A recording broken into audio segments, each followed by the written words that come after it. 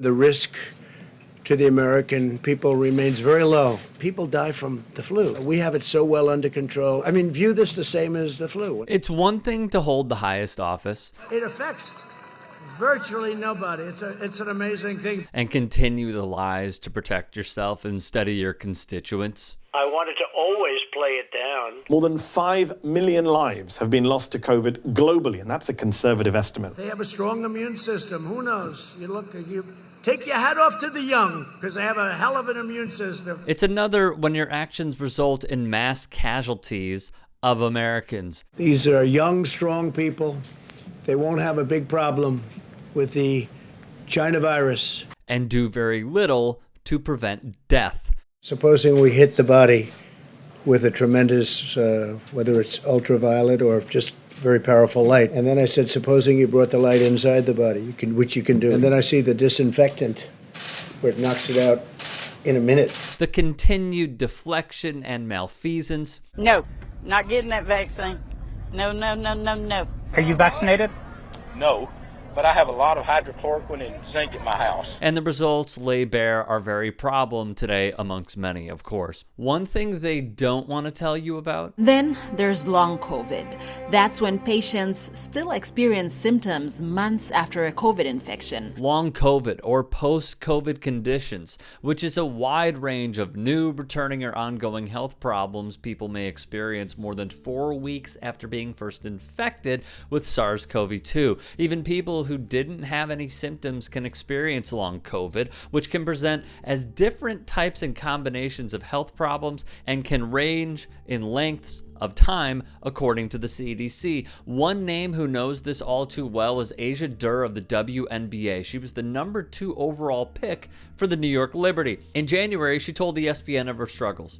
She wants to dribble. She wants to shoot. Quote, "I want to be a basketball player now, but my body just says no. You feel the sickness in your stomach. You have heart palpitations. You feel like you're going to faint." In this systemic review of 57 studies comprising more than 250,000 survivors of COVID, most sequelae included mental health, pulmonary, and neurological disorders, which were prevalent longer than 6 months after SARS-CoV-2 exposure. Although it varies from person to person, the research, based on data from adults and children, found that more than half experience a decline in general well-being, resulting in weight loss, fatigue, fever, or pain, decreased mobility, the development of anxiety disorders, hair loss, skin rashes, cardiovascular issues. These are all symptoms of long COVID. David Petruno, the director of rehabilitation innovation at Mount Sinai Hospital in New York,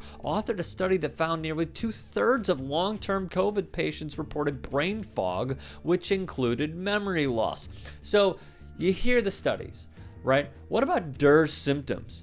Quote, "It's not every single day where I'll have constant stabbing pains in my lungs like I did, but I do still feel that way if I take a deep breath, and sometimes even when I'm just sitting still. I deal with nausea still and stomach pain. Sometimes it's still hard to eat. Headache and confusion are things I deal with every single day. Brain fog. I was just watching the episode last night with my family, and after it went off, I was like, wait, what did I just say? I had just watched it. It's frustrating to not always be able to hold on to a conversation you've had. I found myself trying to focus so hard on what's being said, and then I have what they call COVID headaches. A young woman at the peak of her game missed the last 2 seasons being branded a COVID long hauler. She was interviewed by HBO's Real Sports and detailed a good day, going to the grocery store and returning home. Guys, she led her alma mater, Louisville, to the Final Four. She was ACC Player of the Year twice. She was an astounding college player. She went from being a top player to isolation, dropping as much as 32 pounds, gaining some then losing some. She has been to the hospital multiple times. As a long hauler, it's taken a toll. Thankfully, we end on a high note. I have long haulers, but today I went through extensive amount of testing, cardiac testing, and when you play in the WNBA, you have to go through certain testing after testing positive for COVID. You have to go through cardiac testing. You have to go through like everything to make sure your heart has no damage from having COVID, right? And guys, guess what?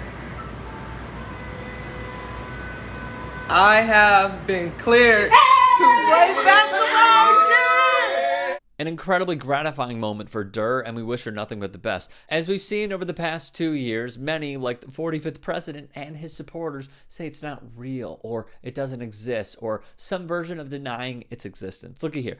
If a professional athlete in tip-top shape can not only get it, but be forced to sit out back-to-back seasons, then the damaging effects are not only real, they are life-altering.